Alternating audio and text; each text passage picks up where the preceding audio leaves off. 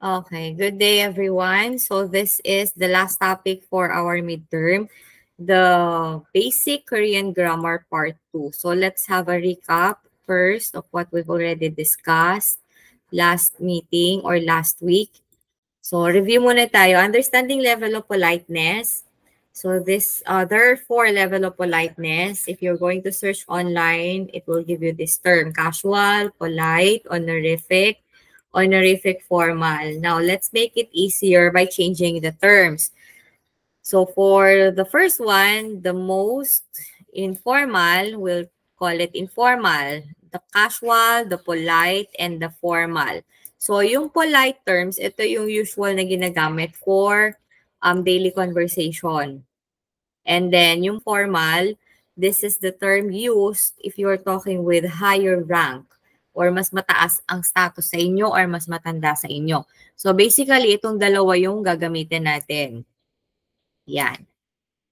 And then aside from that, saan ba ginagamit yung level of politeness? It has something to do with the conjugation. Diba? We have to conjugate the verb in order to show the different tense, aspects, and level of politeness. So nababago yung dulo. Depende sa level of politeness, depende sa tense or aspects of verb. So, importante na alam natin ito kasi kailangan siya pagdating sa conjugation. And then another for politeness, we have suffixes. Instead of just calling them by their name, we have to add something to it. Kagaya din sa English, we have Miss, Mrs., Sir. So, those are the equivalent in English. Now, in Korean, the most common is she. So, we have to add she to the last name of the person. And also, they are not used to using the pronoun you. Instead, they call the person by their last name, following the suffix appropriate to the person. For instance, aside from she, if the person you are talking about or talking with is a teacher, Songseng, you may use the suffix nim, Songseng nim. So you add this to the last name of the person. And then we also have Gyosun nim, Gokek nim, Kim Min-soo, for example, Min-soo is the last name. So, Min-soo Nim, Kim Min-soo Nim. Ang equivalent niya is Mr. or Miss. So, yan yung title of respect that we should use or attach to the last name. So, the common one is she. So, if you're not sure about the profession or the status of the person, you may use she. For instance, Min-soo she. Dagdag nyo yung she sa dulo.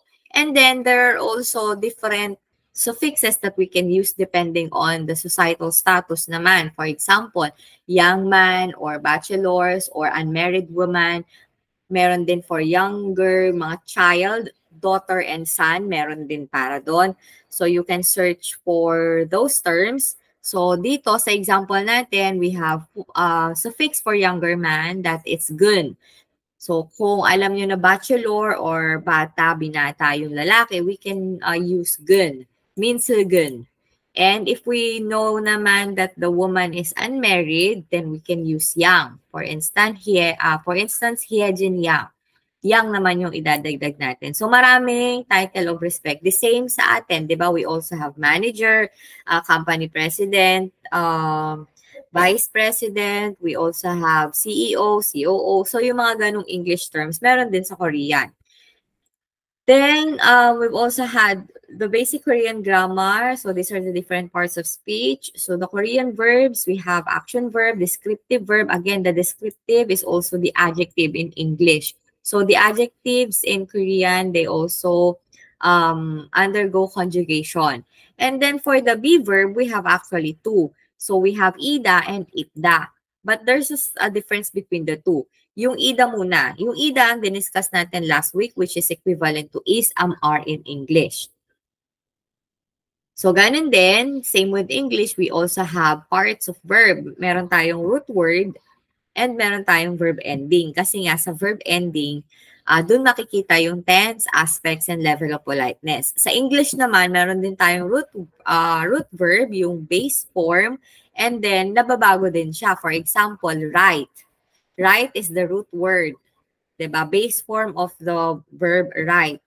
And then, if we want to change it to progressive aspect, yung write magiging writing. 'Di ba? If we want to show or use it in past tense, yung write magiging wrote. Mababago yung spelling kasi irregular verb. So, may ganun din sa Korean. Kaya, meron ding parts of verb, yung meron ding base form or root verb. So, for the nouns, wala naman masyado sa nouns, only the singular or plural.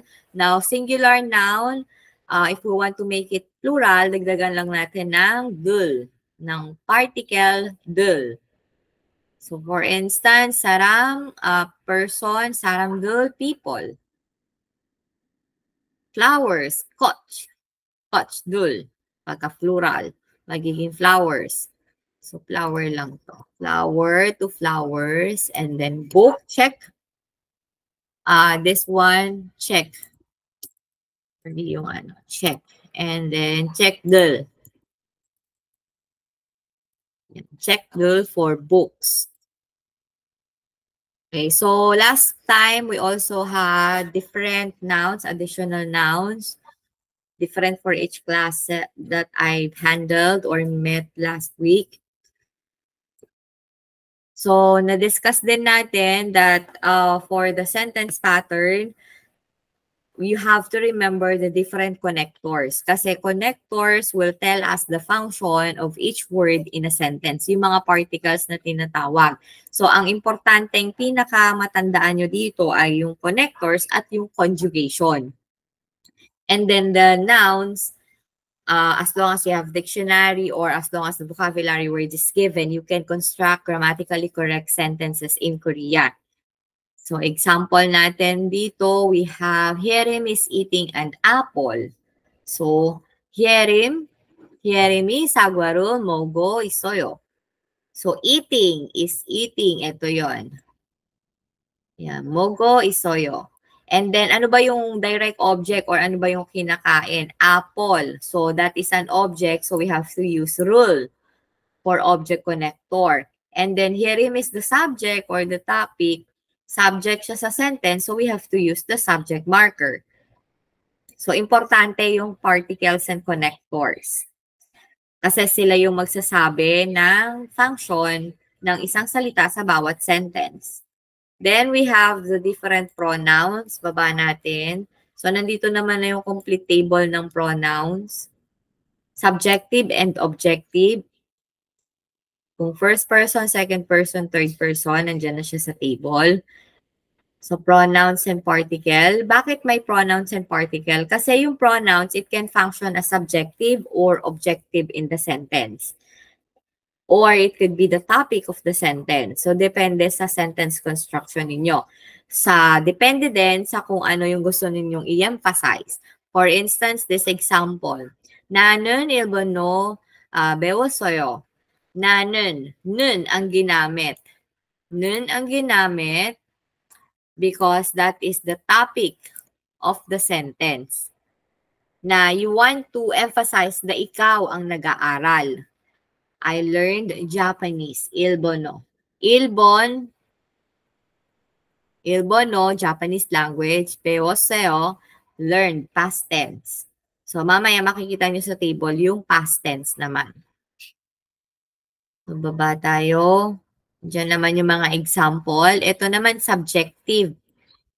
So, subjective naman yung kanina ay topic. Kaya nun ang ginamit, Johnun.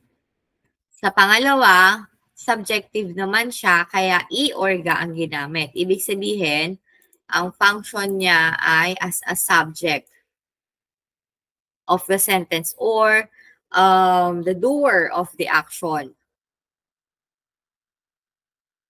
Example natin, this one. So, subject of the sentence to give emphasis on the pronoun, words marked by i or ga are who or what takes an action. Sino ba gumawa ng action? It is often used as the answer to questions like, who did it? Sino ba ang kumain? Sino ba yung gumawa ng action? Is it you? Is it your brother? Or is it your mother? So, ga. I or ga ang gagamitin as a subject. And then, Intermediate level, the difference between un, nun, and e or ga, or the difference between topic marker and subject marker. I've already discussed this last time. So sometimes the un and nun, aside from it shows the topic of the sentence, it opposes context, or it gives opposing context or contrast in the sentence. So sa intermediate level, mapapansin nyo yung pagkakaiba kung kailan ginagamit yung un, nun, and e or ga. But for now, we can use un or nun. Ito munang dalawa. So, nandito naman yung example and explanation. I've already discussed this last time. So, proceed tayo sa baba. So, ito naman, the objective ng I. So, ang objective ng I is subjective. So, yung objective niya is me. Sino naman yung receive ng action? Tumanggap. Kaya, ang particle na ginamit sa kanya is an object marker or yung object particle na rule. Palitan pala natin to. Rule is the object. Since objective yung function ng pronoun natin. Like for instance, Juro midaseo. Please trust me. Sino ba yung pagkakatiwalaan? Sino yung magre-receive ng action word na trust, which is me. So, objective siya, kaya Juro midaseo. And then, we've also discussed the to or also. So instead of using the topic marker or subject marker, the second time to show the idea of to or also, you changed un or nun or e or ga to do. For example, I am a student. 저는 학생입니다. 저는 학생입니다. I am a student. And you want to say, he is also a student. 그는 instead na gunun, instead na nun ang gagamitin nyo na si do. Gudo. Gudo 학생입니다. He is also a student. Do ang ipapalit sa nun or un para maipakita yung pagiging to or also. And then yung possessive particle na we, na-discuss na rin natin. Meron din siyang specific sentence sentence phrase pattern, which is noun 1, we noun 2, where noun 1 is the category to which noun 2 belongs. And then for the plural, andito na din yung list. So sa plural, for example, gusto natin siyang gawing we. Yung I natin, johuinun, johuinun, johuinun, uriyun, or uri. Pag walang connector, uri. Urinun. Urinun. Kulang siya ng N. Yan. And then, linking verb. Ito, punta na tayo dito sa linking verb. Conjugation of linking verb. Like I've said, it will show the different tense, aspects, and level of politeness. Kaya siya nako-conjugate. So, dito na tayo. Ito yung table niya. Kaya lang formal and casual lang. So, yung romanization, kung paano siya basahin, and yung translation in English. The ida reverb is equivalent to is, are. So we have the formal and casual, positive and present. Present positive, present negative. So negative, dinadagdagan lang ng an or ani, depende sa word. For instance, itong present formal. Ang dinagdag.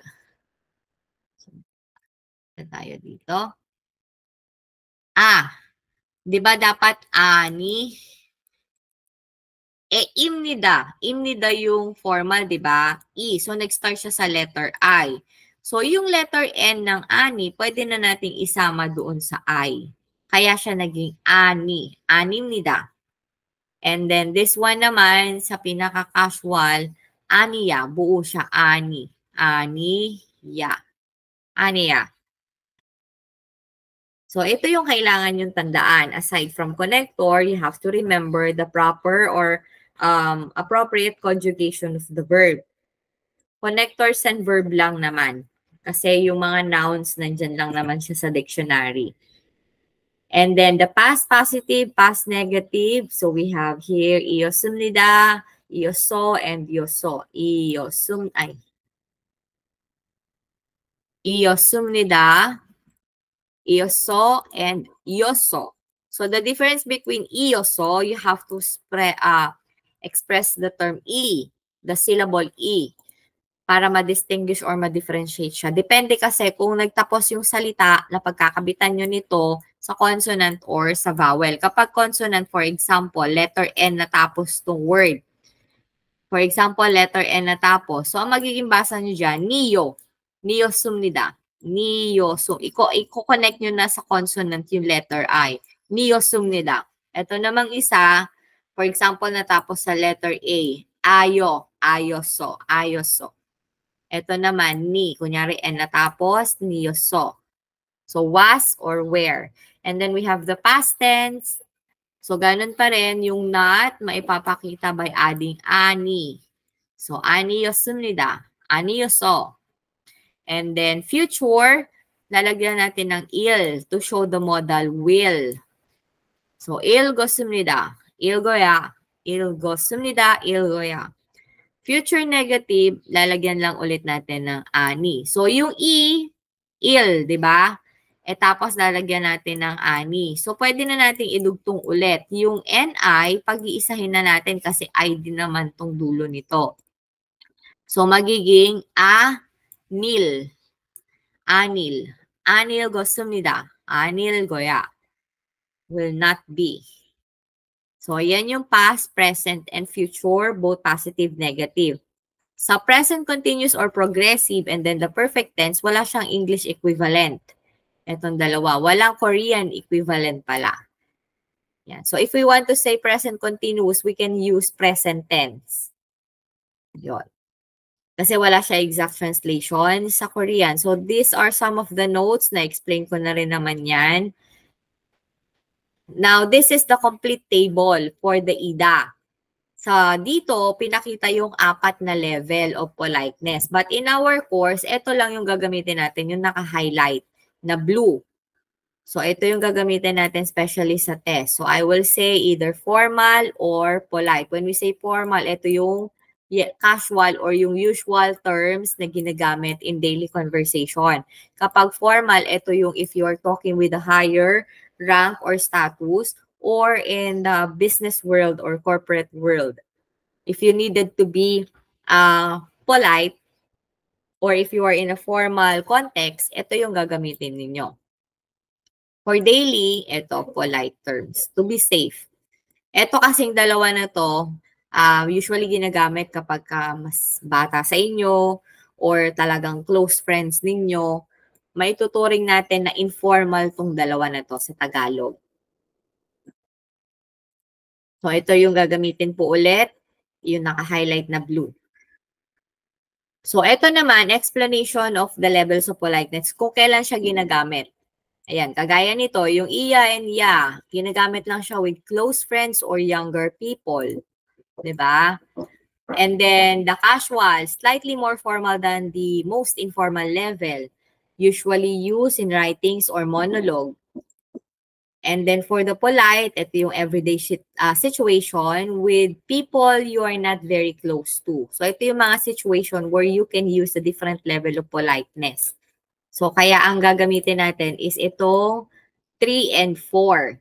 And then, kapag ka naman in official settings or formal speeches, people with higher rank or status, yun yung pinaka-formal. So, like I said, itong dalawa na to, yung pinaka-gagamitin natin sa klase natin. Yan, alin sa dalawa. And then, we've also talked last meeting, the general sentence pattern. Ito lang yung kailangan ninyong tandaan. Ito lang yung rules na kailangan yung pinakatandaan aside from the connector. So, the topic or the subject followed by the topic or the subject connector ga or nun and un. And then we have here noun. Gumamit tayo ng object connector. And then we have here word followed by its appropriate connector and the verb or adjective at the end. So, yung adjective nag-iiba ng pwesto yan. Kaya gawin lang natin tong verb. So, yung verb palagi nasa hulihan. So, the rule is topic or subject always at the beginning of the sentence followed by the topic or subject connector while the verb is always at the end. Yun lang yung kailangan yung tandaan for the sentence pattern. Ang subject nasa unahan, ang verb nasa hulihan. Now, the words in between the topic and the verb can be placed interchangeably. Pwede magbaliktad. Paano pwede magbaliktad? As long as kasama niya yung connector niya, yung noun na nag-act as object, pwede nyo siyang ipalit dito. Or vice versa. Pwede siya mag-interchange ng pwesto. At pwede nyo rin niyang pahabain. Pwede nang humaba yung sentence ninyo. Pwedeng 3 salita yung nasa gitna ng topic or ng topic and ng verb. And then, pwede silang magpalit-palit ng pwesto as long as kasama nila yung proper or appropriate connector nila. Okay lang yun. It is still can be considered as grammatically correct sentence. So, ang tatandaan lang, topic at the beginning, and then verb at the end. Now, the words in between, no matter the number, pwedeng 2, 3, 4 na words pa yan as long as kasama niya yung connector niya, to show the function of that word in the sentence, it will be grammatically correct sentence. And pwede din siyang mag-interchange. Pwede magpalit-palit ng pwesto yung words in between basta kasama si proper connector. So ito lang yung rules for the general sentence pattern natin. Now let's give an example. So for this one, this place is an apple orchard. So word by word muna natin. Iya, present, informal to, informal. Apple, sagwa, orchard. So, i-word by word muna natin siya. Copy-paste na lang para hindi na mahirap mag-type. Ito yun. Copy, sagwa. Yan. Sagwa ba? Yan. Sagwa apple. So, ito yung word by word. Lagyan natin word by word. Usually, ganyan yung sa, sa exam. Lagyan na natin yung number.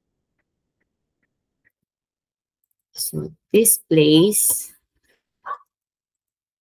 yung an, wala siyang exact translation. And then, this FT is the final translation. Ito naman, word by word.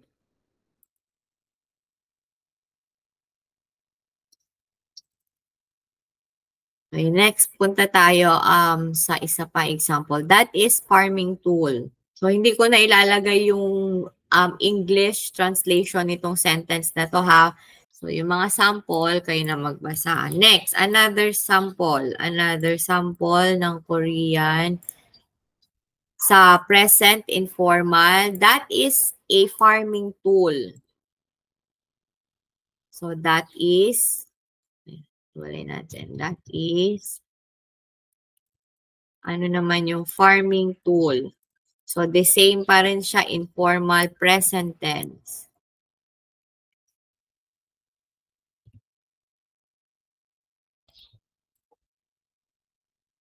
So, word by word translation. Word by word. Ano yung that?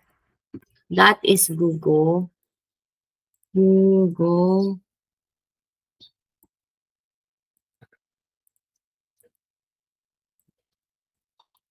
Okay.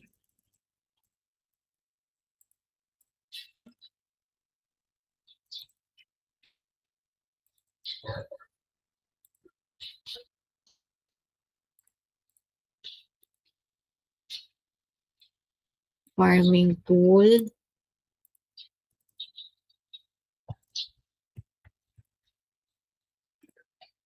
And then E. Yan.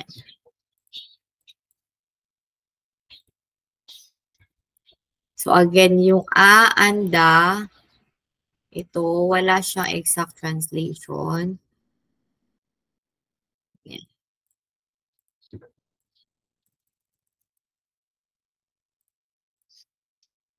Ito yung final.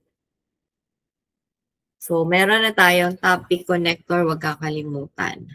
Yan. Kagaya din dito, dinagdagan natin ng topic connector. Yan yung final translation.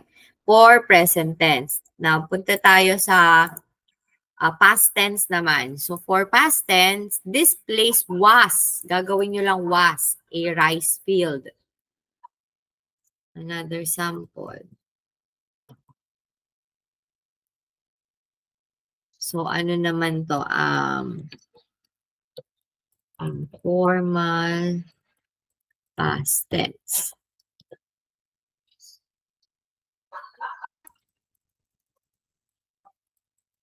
Word by word translation at saka final translation. So, bakit kailangan word by word and then final translation?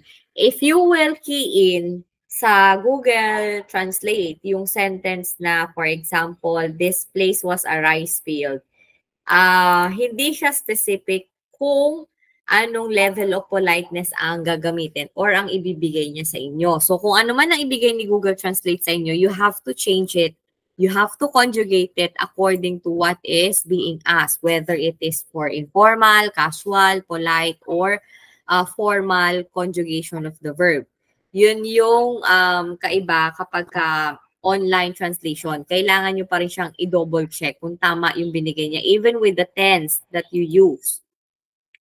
So, mas madali, manually, if you're going to word by word translate first the sentence, and then tsaka nyo siya i-rearrange following the correct, using the correct connectors. So, yung pinaka-final translation niyan, you saw ang was.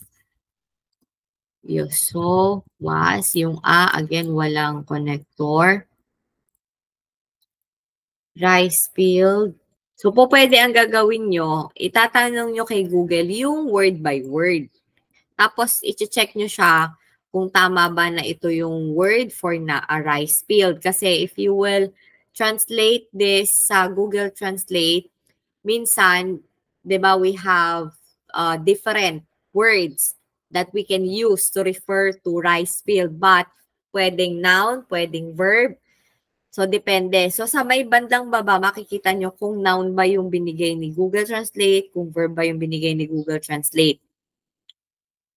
So, pipiliin nyo kung ano yung pinaka-appropriate na noun para sa sentence na gusto nyong i-construct. Alam ko, napakita ko na yun before sa inyo. For example, yung word na rice field. Pagkat kiniin nyo yung rice field sa Google Translate, lalabas si Biobat. For example, the translation. And then pag dinrag down nyo, may mga lalabas pang other terms na rice field din ang ibig sabihin. So, pipili kayo ng pinaka-appropriate na translation for rice field. This was a rice field. So, ito yung pinaka-translation niyan. Informal past tense. Bigay tayo ng ano naman, formal. Sa polite naman tayo. Ito kasi yung gagamitin natin eh. Kung gagamitin natin siyang polite, ano naman ang mababago? Iko-conjugate lang natin. Ito yung sa polite. Same example. Kasi di ba informal yan? So kung gagawin natin siyang polite, kagaya ng sinabi ko sa inyo na ang gagamitin na natin is polite, it's either polite or formal. Kung gagamitin natin siyang polite, papalitan natin tong iya, bigyan natin ng color coding, to iheyo. Yan.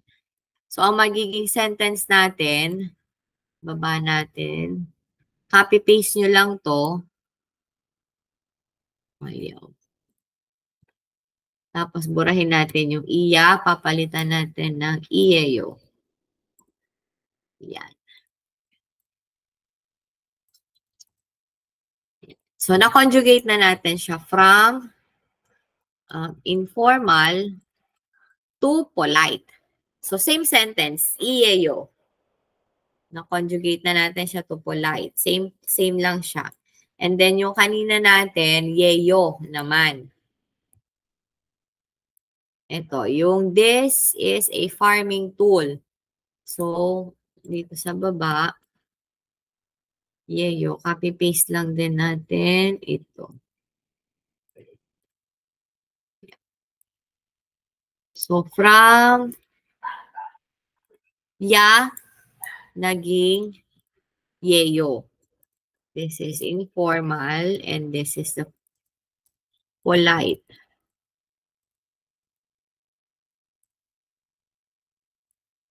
So, same sentence. Nag-iba lang ng level of politeness. Same pa rin na present tense siya. Display, this is a farming tool.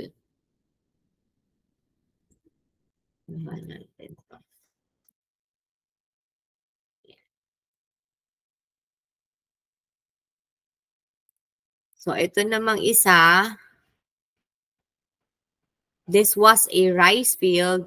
Gagawin din naman natin siyang polite. Papalitan natin ng, kasi informal siya.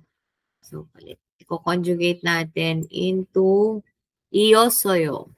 Copy lang natin.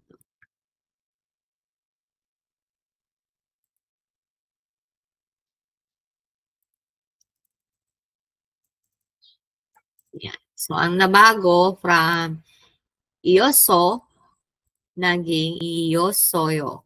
Yan, iyosoyo. This is the informal and this is the polite. So, ang kailangan lang mong alam or kabisado is yung table. Ito, yung table natin. Ayan. Para alam nyo kung paano nyo i-conjugate yung tenses, aspects, and yung level of politeness. So, ito lang, tandaan. Yan. Usually kasi hindi ito ang binibigay ni Google. Ang usual na binibigay ni Google ay nandito. So, i-conjugate nyo pa rin siya. Kaya may word-by-word translation and then the conjugation. Tapos, punta tayo sa numbers. Kasi meron tayong verb of existence pa, which is also another type of be verb. Ito naman, to exist or to have. So, ito yung sa conjugation niya, ginawan ko rin siya ng table. So, delete na natin to. Ito na yung conjugation. Informal, casual, polite, formal. Para naman sa itda. Itda meaning to have. Has, have, had. Kaya ito yung translation niya. Has, yan. Has or have. Iso. Iso. Isoyo. Has, have pa rin yan. Nagkaiba lang ng level of politeness. And then, formal is sumnida. Which means to have or has. And then, kapag ka naman gagawing negative, ganun din, an. Lalagyan lang din ng an. Aniso, anisoyo, has not, have not. Pareho lang. Sa level of politeness lang nagkakatalo. And then, sabi ko nga, ang gagamitin natin ay itong formal at saka itong polite. Yan. Yan po yung gamitin natin. Ay, baliktad. Ito pala. Wait. Pababa. So, itong nasa baba, yung gagamitin natin. Yan. So, negative, dilagyan lang ng an. Ganun pa din. And then, for the past tense, isot. Iso, isoso. Isoso, had. Past tense. And then, isosoyo. And then, isotda. Kapag ka naman, pinaka-polite na, formal, yan. Had pa din yan. Ito yung pinaka-polite niya, isosumnida. Isosumnida. Hindi nyo i-mention yung T kasi nasa silent na yung batchim. Isosumnida.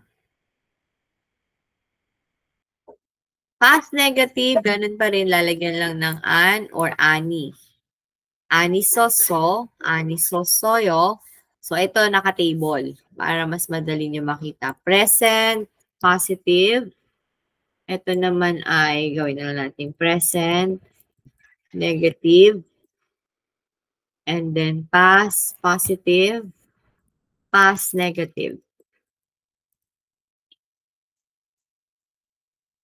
And then future, positive, and then future, negative. Yeah. So here are the explanation of the tenses and politeness. Level of politeness. The present tense used to express the current existing or possession of something kasi nga existence verb siya. To exist or to have. So when we say iso, I have it.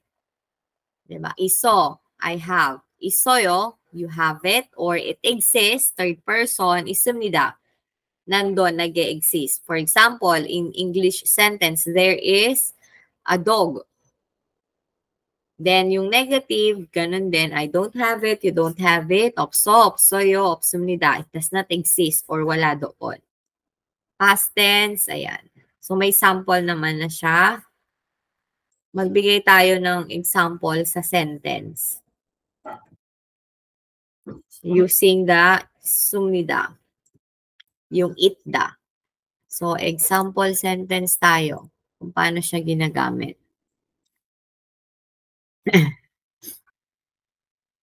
Okay, for the itda, for example, the farmer is in the field. Sinasabi na yung farmer ay nasa field. Copy-paste na lang natin. Ito yung sentence natin. So, the subject of the sentence is the farmer. And then is the verb field. Ito yung lugar or location kung nasaan yung farmer. And then we have the, sa English, preposition na in. Oh. Ang word by word natin, tsaka final translation, ay. So, word by word, and then yung final translation,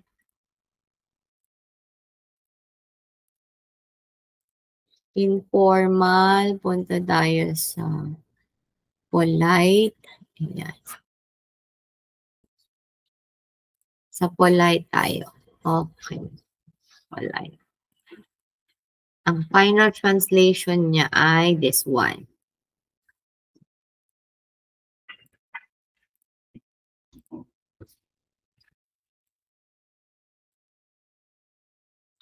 Ilagay natin sa baba.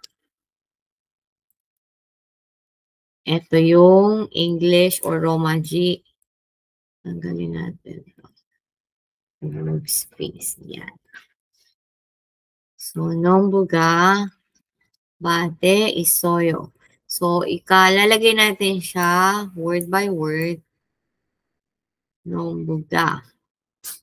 Makamalito kayo. Etong ga is a connector. Kaya ako nilagay yung English translation para makita niyo yung connector.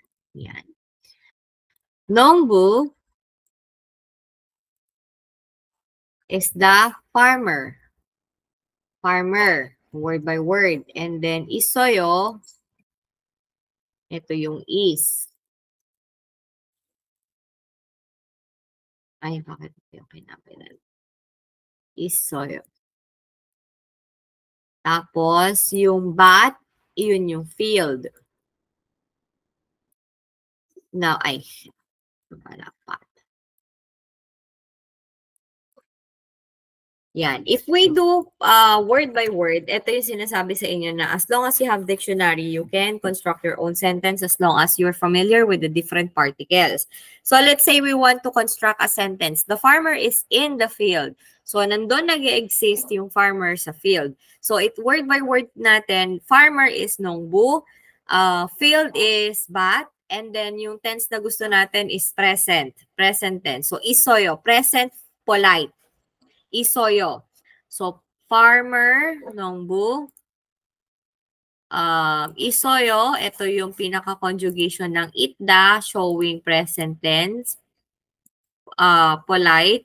And then, yung bat, or yung field. So, nakuha na natin yung word by word. Now, how are we going to come up with a grammatically correct sentence? Dito papasok yung connector. We identify that the farmer is the subject. So, kung subject siya, it's either i or ga.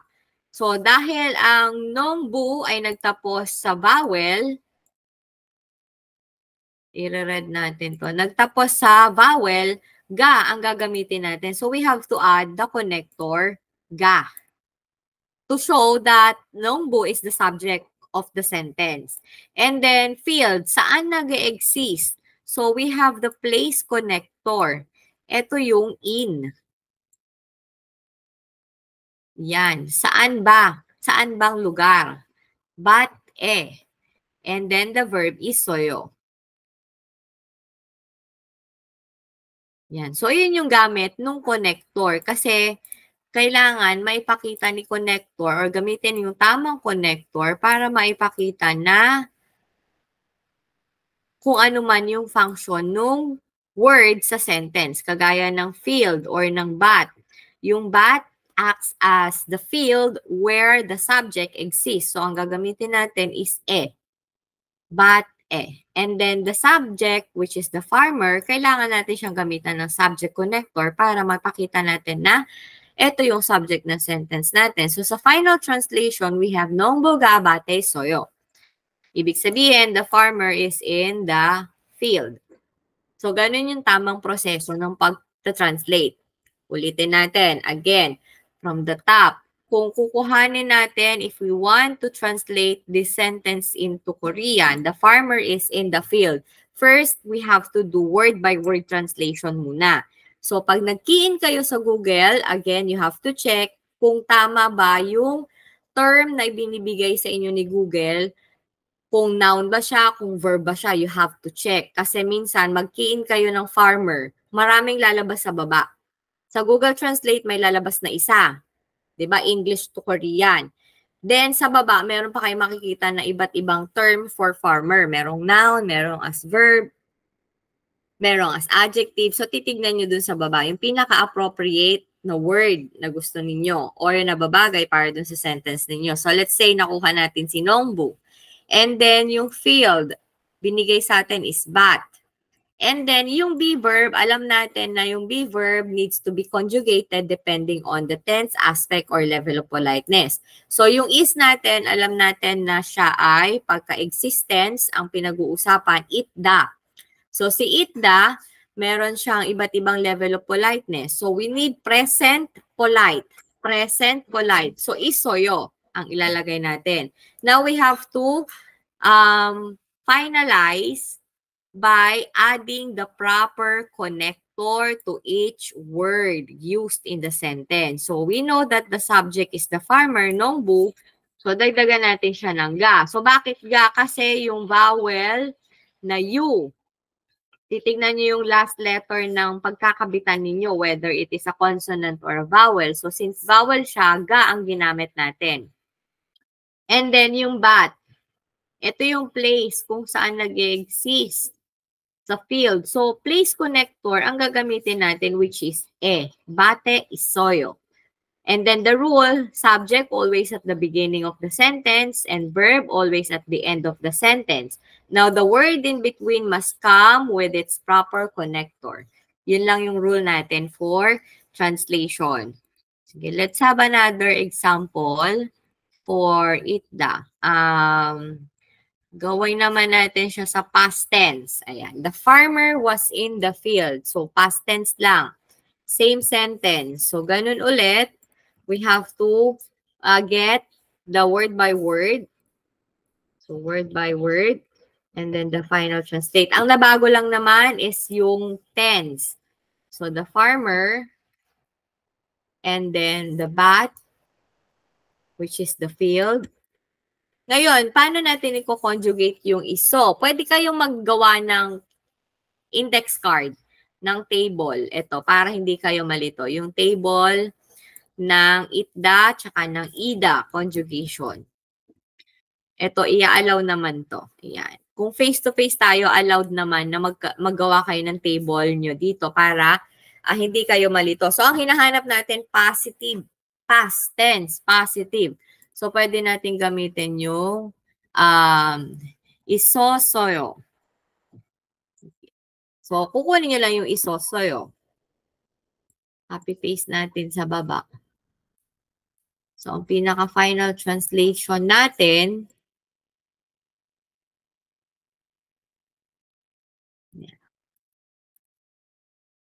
so, isosoyo. Yan. So, instead na yung kaninang isoyo, magiging isosoyo yung was.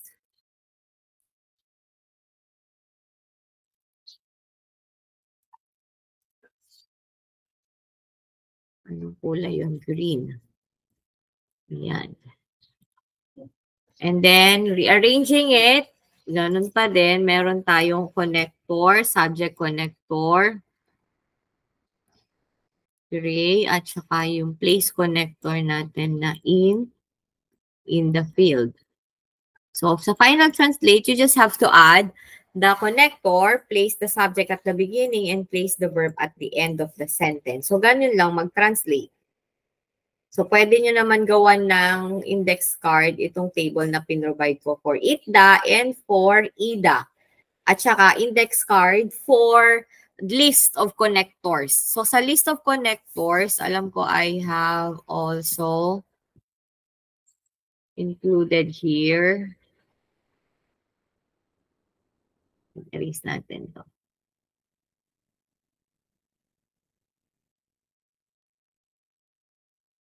Yung mga na-discuss last week.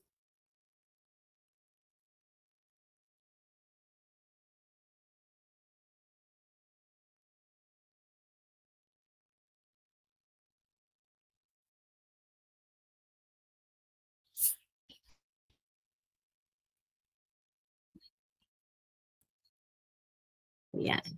So, ito pa yung ibang example. Ingat lang. Yan. Ito yung isang sample na binigay ko. Importance of connectors. Paano yung importance of connectors? Yung sinasabi natin na kahit magkabali-baliktad yung words in between, as long as kasama niya yung proper connector niya, ito yung words in between. Iko-color coding natin. So, ganun, subject, kasama niya yung connector niya, gawin natin,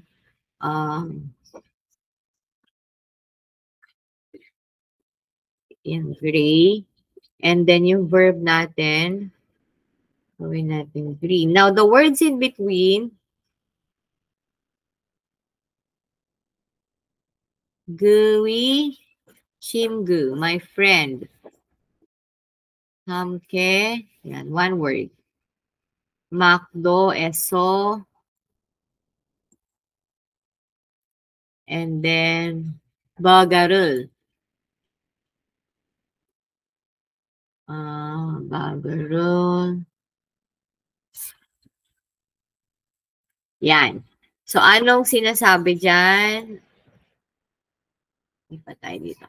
So, subject always at the beginning of the sentence, verb always at the end of the sentence. Now, these words in between, as long as kasama ang proper connector, walang magiging problema sa translation. Pwedeng magkabali-baliktad.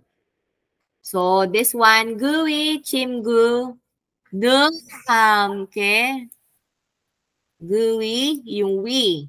His, ginawang yung pronoun na gu, which is he, nilagyan ng we, kaya naging his.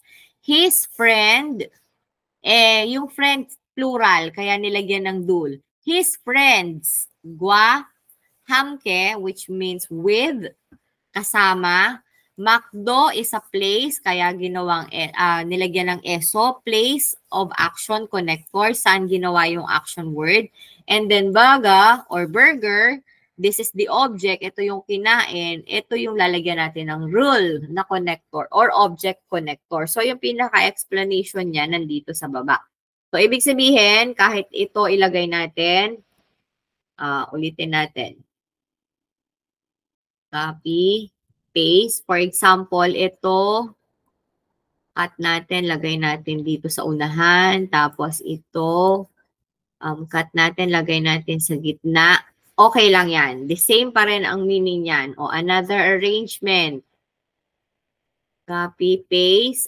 Ito naman ang ilagay natin sa unahan, yung object na kinain. Yan.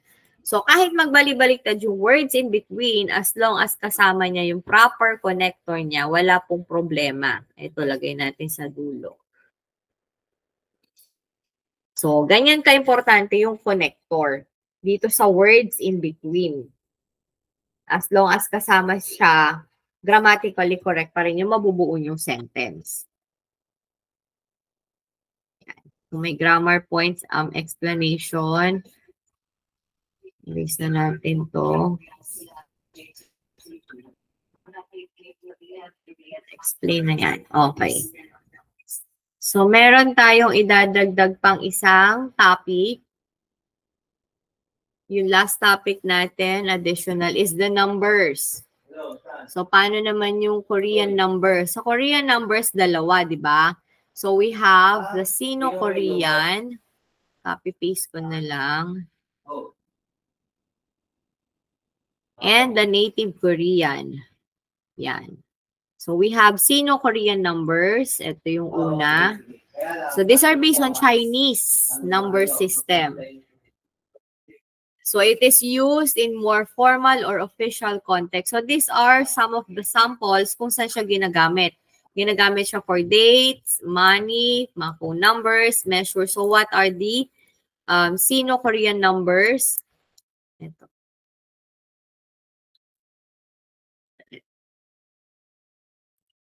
So, first 1 to 10 lang naman ang kailangang i-memorize. Kasi yung 11, 12, meron lang trick na pwedeng gawin. The same with Nihongo. Yan.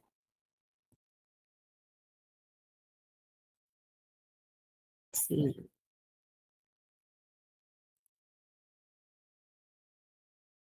Okay. So, we have Il, I, Sam, Sa, O, Yuk, Chil, Pal, Gu, Ship.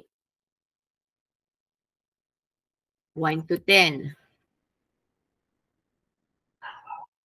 Now, this one, yung sinasabi, for example, yung 11. De, meron na tayong 1 to 10.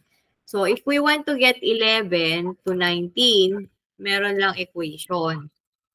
Diba? 10 plus 1 equals 11. So, i-replace lang natin. Ano ba yung 10? Sheep. So, sheep. 10 plus 11. 1. Il. Shibil. So, the equal shibil.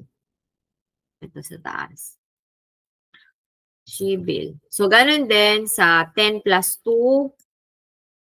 Kaya 1 to 10 lang naman yung kailangan kabisaduhin. 10 plus 2 equals 12.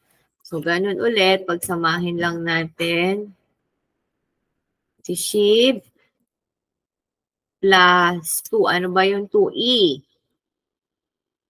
Shib E equals Shib E.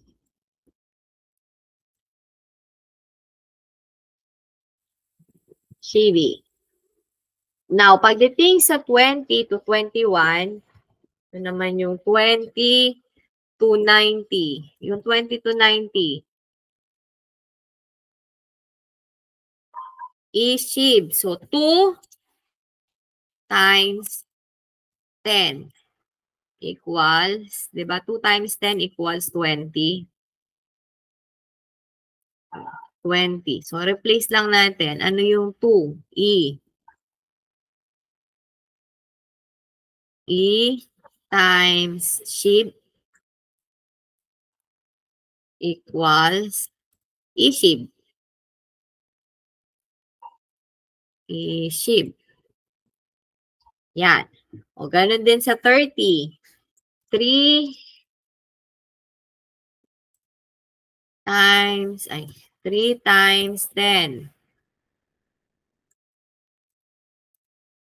equals 30. So, ano yung 3?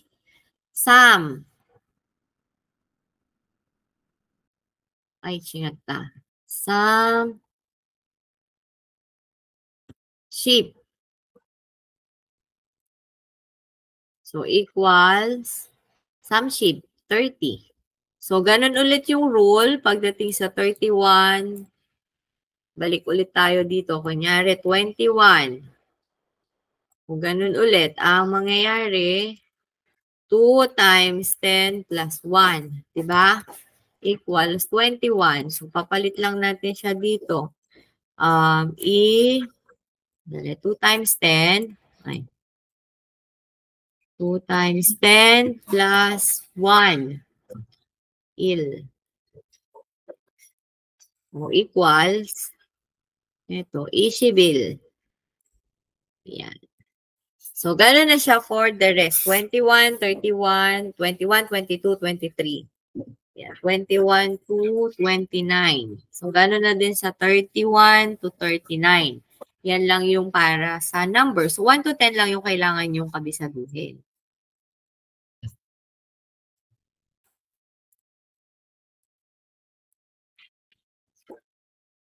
Then, we have another kind of number, yung native Korean numbers naman nila. Ano naman yung native Korean numbers? Tsaka saan siya ginagamit? Yung native Korean numbers,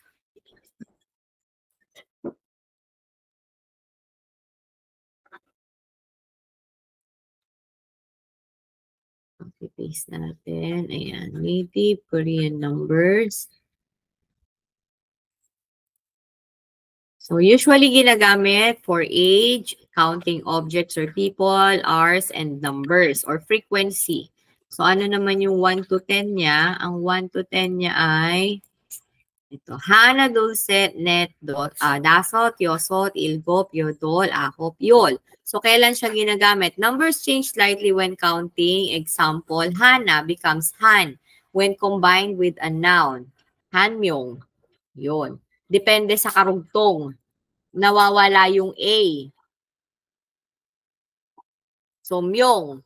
For the example given here, we have myong, counter for person. Yan. I-discuss din natin tong counters. So, dito naman ginagamit si counters. Myong. Kasi maraming counters. So, bibigyan ko kayo ng sample or list. So, key points. Kung ano yung pinagkaiba ng dalawa. Example, sa age. Counting age. Ang ginagamit is native Korean.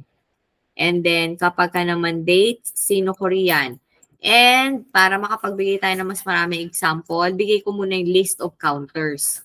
Kasi kailangan siya.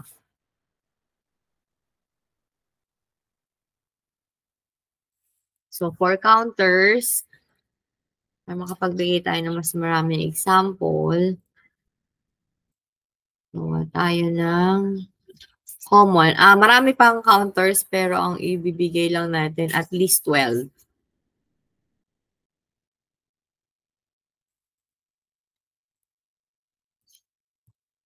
Yan. So, for counters, kagaya dito, myong, yung una natin naging sample. Ito, myong. Counter for people. Ge, general counting for things. General objects or items or unit. Example, sagwa hangge, 1 apple.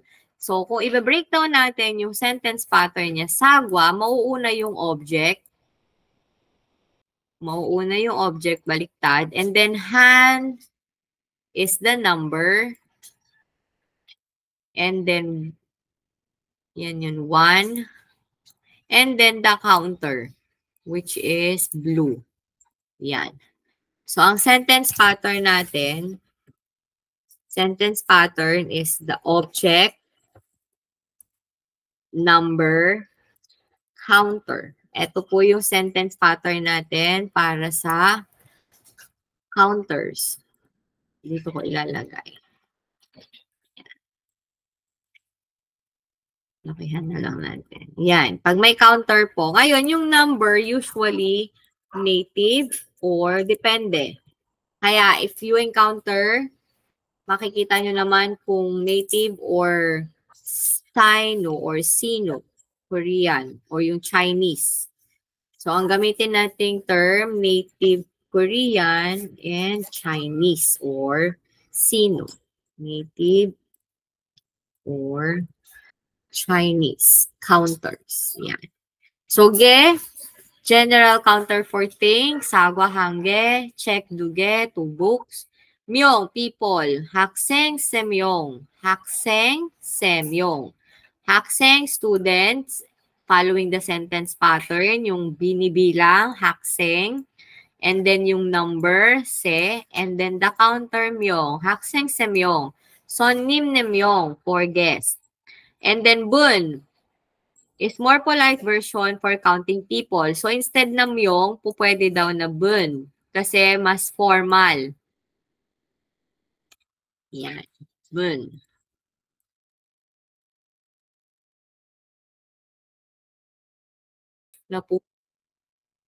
Ayan. So, edit natin yung recording. Naputol. Hindi ko alam kung hanggang saan naputol. Paghahaluin ko na lang yung screen recorder ko at saka yung Google Meet. I-edit ko na lang siya. So, we can use either myong or bun. But, formal or polite yung bun. Sonim han bun. One guess. For animals, we have Mari. Yan. Gangaji dumari, 2 puppies, gangaji. Gangaji dumari, 2 puppies, so semari, 3 cows. De, machines or vehicle, counting for cars, computers, or machineries. Chahande, chahande, chakar. Han, 1, de is the counter. And then computer do de. 2 computers. Guan for book. So, marami pa yan. Sheets, byong, jan, cups. Yan. So, example sentence tayo. Example. Yung verb of existence ang gagamitin na. I have 3 apples. Okay. Copy-paste natin.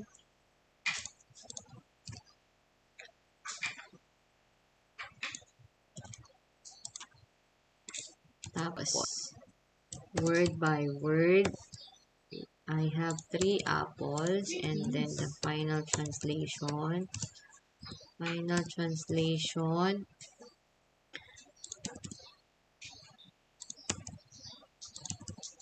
So, na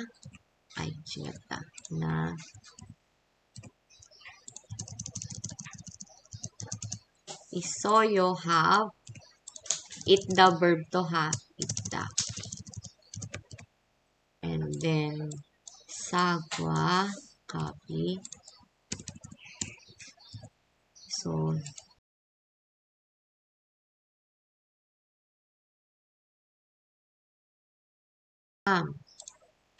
gawin natin siyang word.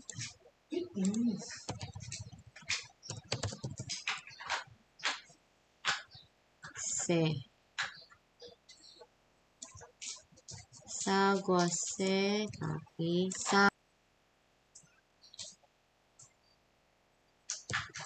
Palitan natin ito. Se. Yan. Ay.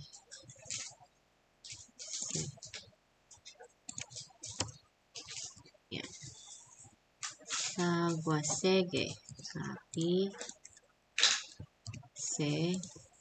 Yan. So, kung word by word translation, ito lang ang makukuha natin. Yung subject na, yung have na it, the, or verb of existence, and then the number 3, se, and then the apple. So, se is native, N, native Korean. Gawin na lang natin siyang K for Korean. And then, apples. So, kailangan nga siya mayroon pang dul. Kasi plural, di ba? Na-type ko na nga lang, ayaw lumabas. Wait. Change tayo ng keyboard. Korean. Dul.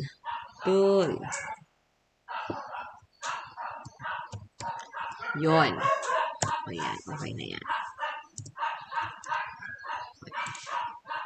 Mabagal lang pag magta-type. So, apples, dul. So, ngayon, we have to rearrange this.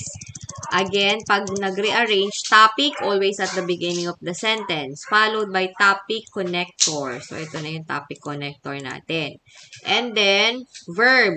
Ipwesto muna natin yung verb sa dulo para hindi na tayo malito. So, yung subject natin nakapwesto na din. Now, the words in between, I have, okay na itong have. Color coding natin, have. O, paano natin ipupwesto ngayon yun nasa gitna? Kapag counters, meron siyang sariling sentence pattern. Babalikan nyo to. Ito, kailangan nyo sundin yung sentence pattern kapag may numbers and counter. So, yung object muna na binibilang, tapos yung counter. Tatlo. Yung object, ano ba yung object? So, sagwadul, kasi plural. Nilagyan ko siya ng dul. Copy. Sagwadul. So, ito yung object natin. Sagwadul. And then, yung number, which is a Korean number, native Korean number. And then, i-add natin ngayon yung counter. So, yan, gawin natin violet yung counter. And another connector, which is the object connector. Yan. So, para maging grammatically correct yung sentence natin. Again, subject, dito tayo. So, continue tayo dito sa sentence na I have 3 apples. So, word by word na. Yung verb na eat the, have, present tense. Yung number 3, using Korean native counter. And then yung apple, since plural, nilagyan ko ng dul to make it plural in Korean, sagwadul. Now, we have to rearrange it to its final translation. Remember the counters that we need to use and the sentence pattern. First is the subject, always at the beginning, followed by the topic or subject marker. So this time, topic marker, nun.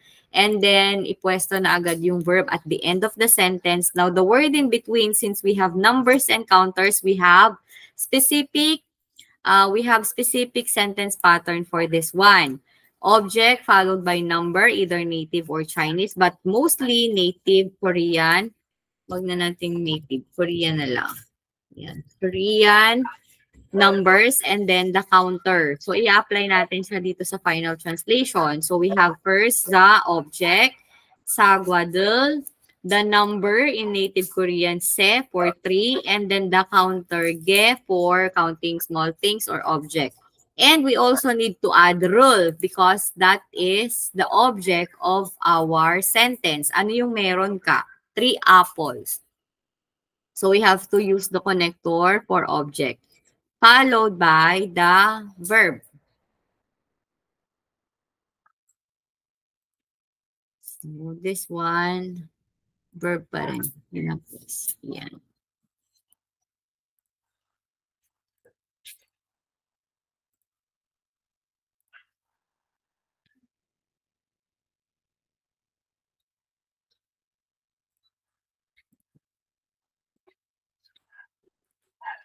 To have. Okay. Yan. So, the complete sentence, 나는 사과 3개를 가지고 있어요. So, ganito po yung pagta-translate. Example, using numbers with counters. So, hanggang dito po tayo ang coverage ng ating Korean grammar for midterm. We have eat, da, and ida. Ito yung dalawa. Yung dalawang verb na kailangan matandaan yung conjugation. Yan. Pwedeng gumamit ng index card for eat, da. Ito yung to have or verb of existence.